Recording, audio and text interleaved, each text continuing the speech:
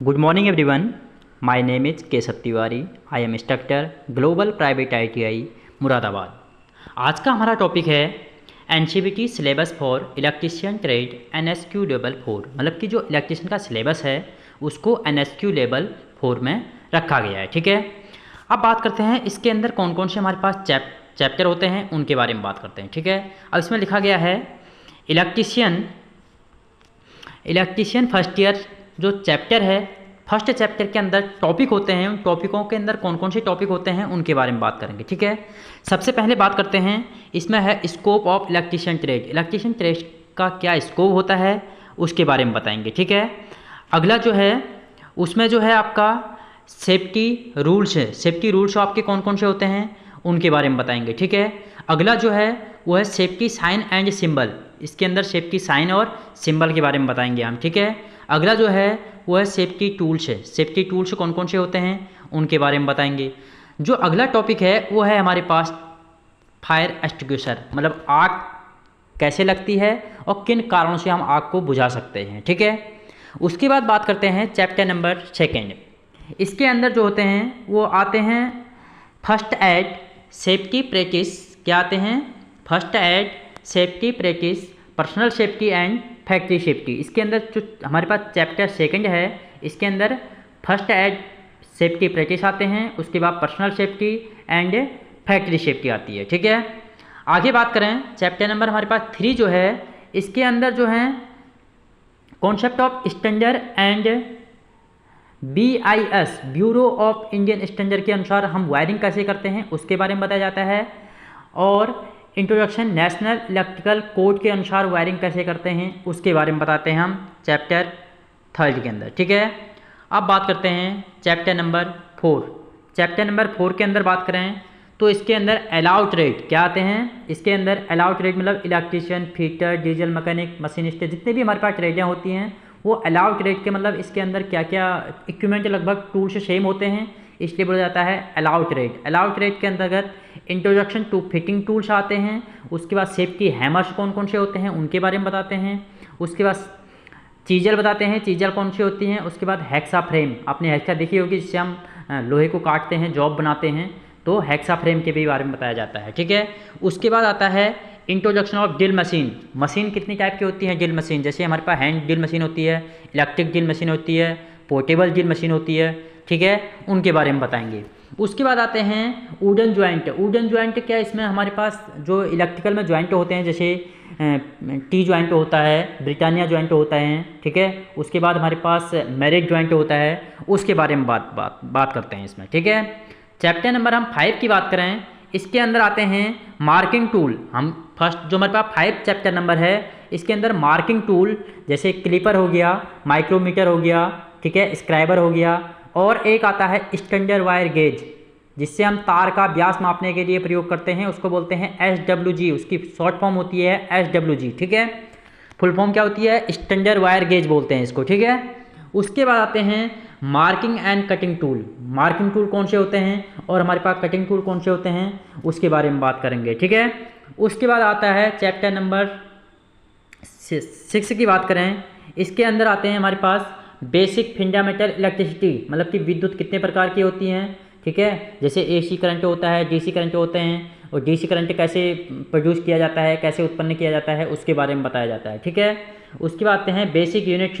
Unit मतलब उनकी इकाइयाँ क्या क्या होती हैं, जैसे वोल्ट मीटर की क्या होती है, वोल्ट होती है, रेजिस्टेंस की ओम होती है, उसके बारे में हम बेसिक यूनिट बताते हैं उसमें. ठीक है, उसके बाद आता है इफेक्ट ऑफ इलेक्ट्रिक करंट, मतलब कि विद्युत के कौन कौन से प्रभाव होते हैं उनके बारे में बात करेंगे. जैसे हमारे पास मैग्नेटिक प्रभाव होता है, रासायनिक प्रभाव होता है, केमिकल प्रभाव होता है, उसके बारे में बात करते हैं. ठीक है, उसके बाद आता है कंडक्टर, सेमीकंडक्टर एंड इंसुलेटर. ये 3 टाइप के होते हैं. कंडक्टर मतलब चालक होता है, सेमीकंडक्टर मतलब अर्धचालक होते हैं, उसके बाद आता है इंसुलेटर. इंसुलेटर मतलब जिसमें विद्युत का प्रभाव होता ही नहीं है, जैसे कागज़, कपड़ा, लकड़ी, इसके अंदर बात करते हैं. ठीक है, उसके बाद चैप्टर नंबर हम 7 की बात करें, इसके अंदर जो आते हैं चैप्टर नंबर 7 के अंदर joint of electric conductor and soldering, मतलब सोल्डरिंग के अंदर हम कौन कौन से ज्वाइंट लगते हैं उनके बारे में बात करेंगे. ठीक है, उसके बाद टाइप ऑफ सोल्डरिंग. सोल्डरिंग कितने टाइप की होती हैं, जैसे हमारे पास कौन सी होती हैं, ब्लू टाइप सोल्डरिंग होता है, सोल्डरिंग आयरन होती है, सोल्डरिंग गन टाइप होते हैं. ठीक है, ये अलग अलग टाइप के होते हैं. उसके बाद बात करते हैं चैप्टर नंबर हम 8 की बात करें तो इसके अंदर हम बात करें चैप्टर नंबर 8 की, इसमें जो आते हैं हमारे पास अंडरग्राउंड केबल आती हैं। अंडरग्राउंड केबल जो हमारे पास अंडरग्राउंड केबल होती हैं, जैसे धरती के नीचे हम गड्ढा खोद के करते हैं, जैसे हमारे पास मोबाइल टेलीफोन की लाइनें होती हैं वो अंडरग्राउंड होती हैं, ठीक है। उसके बाद इसके अंदर आता है हमारे पास केबल इंसुलेशन टेस्ट है, मतलब कि केबल का हम इंसुलेशन रेजिस्टेंस को कैसे चेक करते हैं, मैगर के द्वारा करते हैं, ठीक है। मैगर का प्रतिरोध कितना होता है उसके बारे में बताते हैं। उसके बाद वोल्टेज ग्रेड के अनुसार वोल्टेज कितने टाइप की होती हैं, जैसे low voltage, medium voltage, high voltage होते हैं, ठीक है।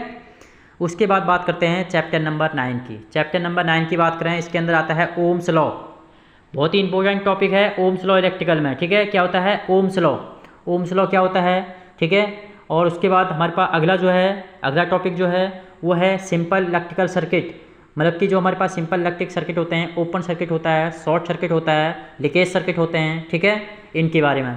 उसके बाद आता है किरचॉफ लॉ, किरचॉफ के नियम कितने होते हैं, किरचॉफ के 2 नियम हैं, कौन कौन से, केसीएल नियम होता है, दूसरा कौन सा होता है केवीएल का नियम होता है, जिसको हम बोलते हैं किरचॉफ करंट लॉ, दूसरा होता है किरचॉफ वोल्टेज लॉ होता है, ठीक है। उसके बाद बात करते हैं चैप्टर नंबर हम 10 की बात करें, इसके अंदर जो आते हैं हमारे पास लॉ ऑफ रेजिस्टेंस है, मतलब प्रतिरोध के नियम। चैप्टर नंबर 10 की बात करें तो इसके अंदर आते हैं लॉ ऑफ रेजिस्टेंस है, मतलब कि प्रतिरोध के नियम कौन से होते हैं। उसके बाद टाइप ऑफ रेजिस्टेंस है, रेजिस्टेंस कितने टाइप के होते हैं, ठीक है। उसके बाद आता है wheat stone bridge, wheat stone bridge हमारे पास क्या होता है, एक समचतुर्भुज आकार का होता है, P/Q R/S से फॉर्मूले से निकालते हैं हम इसको, ठीक है। उसके बाद आता है measuring the value of resistance, resistance की हम वैल्यू को कैसे निकालते हैं, मेजर कैसे करते हैं, वो एक फॉर्मूला होता है BB Roy great Britain very good wife के द्वारा इसका हम फॉर्मूला निकाल लेते हैं, ठीक है। इसका कलर कोड निकाल लेते हैं, कैसे निकलता है, मेजर कैसे करते हैं उसको। उसके बाद आता है series and parallel combination circuit, एक सीरीज सर्किट किसे बोलते हैं, पैरेलल सर्किट कौन से होते हैं, और सीरीज पैरेलल कॉम्बिनेशन होता है एक, उसको हम कैसे निकालते हैं उसके बारे में बताया जाता है, ठीक है। उसके बाद बात करते हैं चैप्टर नंबर हम 11 की बात करें, इसके अंदर आते हैं हमारे पास इंट्रोडक्शन ऑफ मैग्नेट, कौन से आते हैं, introduction of magnet, type of magnet, magnet कितने टाइप के होते हैं, ठीक है। उसके बाद आता है प्रॉपर्टीज, प्रॉपर्टीज मतलब चुंबक के कौन से गुण कौन से होते हैं उनके बारे में बात करेंगे। उसके बाद आता है self induction and mutual induction, एक तो होता है सेल्फ इंडक्शन, दूसरा होता है म्यूचुअल इंडक्शन। जैसे हमारे पास ट्रांसफार्मर क्या होता है, ये म्यूचुअल इंडक्शन के सिद्धांत पे काम करता है, और सेल्फ इंडक्शन मतलब जैसे 3 फेज की मोटर है वो सेल्फ स्टैंड होती हैं, ठीक है। उसके बाद आता है टाइप ऑफ कैपेसिटर, कैपेसिटर कितने टाइप के होते हैं, जैसे इलेक्ट्रोलाइट कैपेसिटर होता है, सिरेमिक कैपेसिटर होते हैं, ठीक है। ये अलग अलग टाइप के हमारे पास कैपेसिटर की बात करते हैं। उसके बाद बात करते हैं चैप्टर नंबर 12 की बात करें, इसके अंदर आते हैं इंडक्टिव एंड कैपेसिटिव सर्किट, कौन कौन से इंडक्टिव सर्किट और कैपेसिटिव सर्किट आते हैं। उसके बाद advantage of AC and DC, मतलब AC का क्या फ़ायदा होता है और DC का क्या फ़ायदा होता है उसके बारे में बताया जाता है, ठीक है। उसके बाद relative terms of frequency, frequency कितनी जो फ्रीक्वेंसी होती है आवृत्ति उसको कैसे निकालते हैं हम, जैसे हम बोलते हैं ना भारत की फ्रीक्वेंसी कितनी है 50 हर्ट्ज है, ठीक है। 50 हर्ट्ज का मतलब जो हमारे पास लाइट होती है वो 1 सेकंड में क्या होता है 50 बार लैंप जलता है, 50 बार बंद होता है, इसलिए हमको वो दिखाई नहीं देता है, इसलिए बोलते हैं भारत की जो फ्रीक्वेंसी है वो कितना है 50 हर्ट्ज होती है, ठीक है। उसके बाद आता है RMS वैल्यू, एवरेज वैल्यू और पीक फैक्टर, फॉर्म फैक्टर, और हमारे पास आता है पावर फैक्टर, ठीक है। पावर फैक्टर कैसे निकालते हैं हम, आपको पता है करंट और वोल्टेज की जो कर्व होती है उसको हम पावर फैक्टर बोलते हैं, ठीक है। उसके बाद साइन वेव क्या आता है, साइन वेव फेज डिफरेंस है, फेज टू फेज डिफरेंस क्या होता है, ठीक है, उसके बारे में बताते हैं। उसके बाद आता है active and reactive power, active power किसे बोलते हैं और रिएक्टिव पावर कौन सी होती है हमारे पास, ठीक है। सिंगल फेज और 3 फेज का बताएंगे, इसमें एक्टिव पावर किसे बोलते हैं तथा रिएक्टिव पावर किसे कहते हैं, ठीक है। चैप्टर नंबर 13 की बात करें, इसके अंदर आता है advantage of AC polyphase system, जिसको हम बोलते हैं पॉलीफेज मतलब एक 3 फेज सिस्टम कौन कौन से होते हैं उनके बारे में बताते हैं, उसके एडवांटेज क्या क्या होते हैं, लाभ क्या क्या होते हैं, ठीक है। उसके बाद आता है 3 phase star connection, 3 phase star connection होता है, एक होता है 3 phase delta connection, star connection और डेल्टा कनेक्शन के बारे में बताते हैं। उसके बाद आता है line two phase voltage, line two phase voltage को कैसे मेजर करते हैं उसके बारे में बात करेंगे। उसके बाद आता है 3 phase circuit and balance and unbalance load हम निकालते हैं ना। बैलेंस लोड मतलब क्या होता है, जब हमारा कोई सर्किट होता है, हमारे पास लोड जो है संतुलित जा रहा है तो हम बैलेंस लोड बोलते हैं। जब असंतुलित सर्किट है तो उसको हम बोलते हैं अनबैलेंस बोलते हैं, ठीक है। इसी के अंदर बात करते हैं, इसी में जो होता है टाइप ऑफ सेल। सेल कितने टाइप के होते हैं हमारे पास, पता है ना। सेल कितने टाइप के होते हैं, प्राइमरी सेल तथा सेकेंडरी सेल होते हैं। प्राइमरी सेल कौन से होते हैं, जिनको हम एक बार चार्ज करने के बाद दोबारा चार्ज नहीं किया जाता है, उसे हम प्राइमरी सेल बोलते हैं।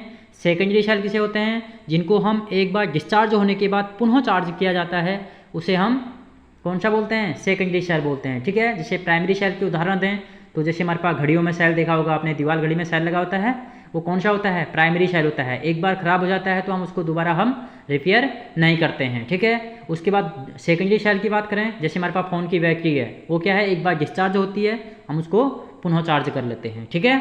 उसके बाद आता है टाइप ऑफ बैटरी चार्जिंग। हम बैटरी को कितने टाइप से चार्ज कर सकते हैं, जैसे स्थिर करंट के द्वारा कर सकते हैं, वोल्टेज के द्वारा कर सकते हैं, ठीक है, उनके बारे में बताते हैं। उसके बाद ग्रुपिंग ऑफ सेल, सेल के ग्रुपिंग कैसे निकालते हैं, जैसे सीरीज पैरेलल ग्रुपिंग होता है, उस ग्रुप को हम कैसे निकालते हैं उसके बारे में बात करते हैं, ठीक है। उसके बाद चैप्टर नंबर हम 14 की बात करें, इसके अंदर जो आता है वो आते हैं हमारे पास कौन से आते हैं, I rule of electrical wiring. Electrical wiring में कौन से रूल यूज़ किए जाते हैं उनके बारे में बताते हैं। उसके बाद type of domestic and industrial wiring, जो डोमेस्टिक वायरिंग होती है, हमारे घरों में वायरिंग करते हैं, वो कौन कौन सी होती हैं, और डोमेस्टिक वायरिंग कैसे की जाती है उसके बारे में बताते हैं।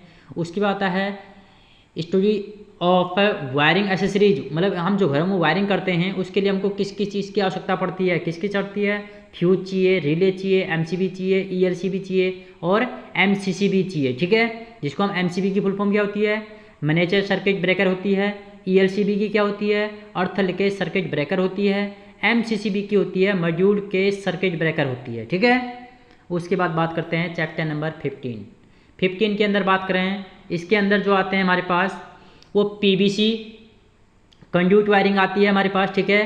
Conduit and casing capping wiring system आता है, वायरिंग सर्किट और पैनल आते हैं, सब सर्किट एंड मेन सर्किट आते हैं, टेस्टिंग ऑफ वायरिंग इंसुलेशन आता है। वायरिंग का इंसुलेशन कैसे चेक किया जाता है वो भी इसी टॉपिक के अंदर आपको कवर करेंगे, ठीक है। उसके बाद गोदाम वायरिंग कैसे करते हैं, आपने देखा होगा ना, एक हॉस्पिटल वायरिंग होती है, गोदाम वायरिंग होती है। उसके बाद अगला जो है वो है टर्नर एंड हाउस वर्कशॉप की। वर्कशॉप के अंदर कौन कौन सी वायरिंग की जाती है, ठीक है। जैसे हम टर्नर और वर्कशॉप के अंदर कौन सी वायरिंग करते हैं, हम सिंगल फेज की वायरिंग करते हैं, क्योंकि हमको वर्कशॉप के अंदर हमारे पास 3 फेज वायरिंग भी होती है, सिंगल फेज भी वायरिंग कर सकते हैं हम, ठीक है। उसके बाद बात करते हैं चैप्टर नंबर 16 की बात करें, इसके अंदर जो आते हैं वो introduction of earthing, plate earthing और पाइप अर्थिंग आती है। इसके अंदर क्या आते हैं, प्लेट अर्थिंग, जैसे हम करते हैं ना, हम घरों में कौन सी वायरिंग करते हैं, अर्थिंग करते हैं, हम प्लेट अर्थिंग भी करते हैं और पाइप अर्थिंग भी करते हैं, ठीक है। उसके बाद IEE रूल जो होते हैं, इंडियन इलेक्ट्रिसिटी के जो रूल होते हैं उनके बारे में बताते हैं, ठीक है। उसके बाद आता है earth resistance and earth linkage circuit breaker, इसके बारे में बात करेंगे आपको, ठीक है। चैप्टर नंबर हम 17 की बात करें, इसके अंदर आते हैं हमारे पास लॉ ऑफ एल्यूमिनेशन। एल्यूमिनेशन मतलब प्रकाश कैसे, लॉ उसका नियम क्या है प्रकाश का, ठीक है। उसके बाद टाइप ऑफ एल्यूमिनेशन कितने टाइप के होते हैं, मतलब लाइट कितनी टाइप की होती हैं। उसके बाद टाइप ऑफ लैंप कितने टाइप के होते हैं, जैसे हमारे पास कौन कौन से होते हैं, फ्लोरोसेंट लैंप होता है, मर्करी वेपर लैंप होता है, सोडियम वेपर लैंप होते हैं, high pressure mercury vapour lamp होते हैं, लो प्रेशर होते हैं, ठीक है। ये अलग अलग टाइप के हमारे पास लैंप होते हैं।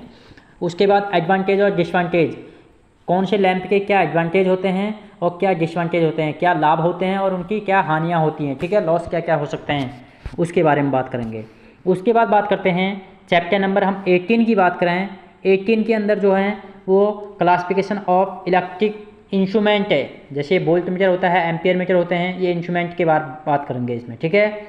उसके बाद आते हैं PMMC टाइप के हमारे पास जो इक्विपमेंट होते हैं, जैसे मूविंग आयरन होता है, मूविंग कॉइल होती है, इंस्ट्रूमेंट होते हैं, उनके बारे में बात करेंगे, ठीक है। उसके बाद आता है measuring of energy in single phase circuit, मतलब कि जो एनर्जी मीटर होते हैं वो सिंगल फेज और 3 फेज में कैसे मेजर करते हैं उसके बारे में बात करेंगे, ठीक है। उसके बाद बात करते हैं चैप्टर नंबर हम 19 की बात करें, इसके अंदर जो आते हैं हमारे पास वो आते हैं loading effect of voltmeter and voltage drop. मतलब कि हम जो वोल्टेज ड्रॉप निकालते हैं वो effect of ammeter in circuit, ammeter को सर्किट में लगा करके हम वोल्टेज ड्रॉप कैसे निकालते हैं उसके बारे में बात करेंगे। ठीक है, उसके बाद बात करते हैं चैप्टर नंबर 10 की बात करें, इसके अंदर आते हैं concept of neutral and earth. Neutral क्या होता है, अर्थ क्या होता है, उसके बारे में बात करेंगे इसमें। ठीक है, उसके बाद बात करते हैं चैप्टर नंबर 21 की बात करें तो इसके अंदर working principle of transformer, transformer क्या किस सिद्धांत पे काम करता है उसके बारे में बात करेंगे। ठीक है, ट्रांसफार्मर किस सिद्धांत पे काम करता है, म्यूचुअल इंजेक्शन के सिद्धांत पे काम करता है। ये म्यूचुअल होता क्या है उसके बारे में आपको बताया जाएगा। ठीक है, उसके बाद single phase transformer, single phase के ट्रांसफार्मर कौन कौन से होते हैं उनके बारे में बताया जाएगा। उसके बाद term ratio and EMF equation, transformer की ईएमएफ इक्वेशन मतलब समीकरण कैसे निकालते हैं, जैसे 4.445 FN वोल्ट क्या होता है उसके बारे में बात करेंगे। ठीक है, उसके बाद जो आते हैं हमारे इसके अंदर सीरीज एंड पैरेलल सर्किट कौन कौन से होते हैं हमारे पास, ट्रांसफार्मर में सीरीज एंड पैरेलल कैसे किया जाता है उसके बारे में बात करेंगे। उसके बाद जो है अगला जो है हमारे पास वो आएगा voltmeter, voltage ratio and transformer आएगा इसके अंदर। ठीक है, वोल्टेज रेशो एंड ट्रांसफार्मर आएगा इसके अंदर। ठीक है, अगला जो है हमारे पास इसी में वो आएगा हमारे पास हम मेजर कैसे करते हैं। ठीक है, हम मेजर कैसे करते हैं voltage regulation of transformer, transformer का वोल्टेज रेगुलेशन कैसे निकाला जाता है उसके बारे में बताते हैं। उसके बाद ऑटो ट्रांसफार्मर क्या होता है, जैसे आपने देखा होगा ना ऑटो ट्रांसफार्मर कहाँ लगे होते हैं, ज़्यादातर हमने देखा होगा स्टेबलाइजर होते हैं ना वो उसमें लगे होते हैं ऑटो ट्रांसफार्मर। इसमें क्या होता है ऑटो ट्रांसफार्मर के अंदर, इसके अंदर वाइंडिंग एक ही वाइंडिंग होती है, प्राइमरी और सेकेंडरी का एक ही वाइंडिंग होती है जिससे कि होती है कॉपर की भी बचत कर सकते हैं।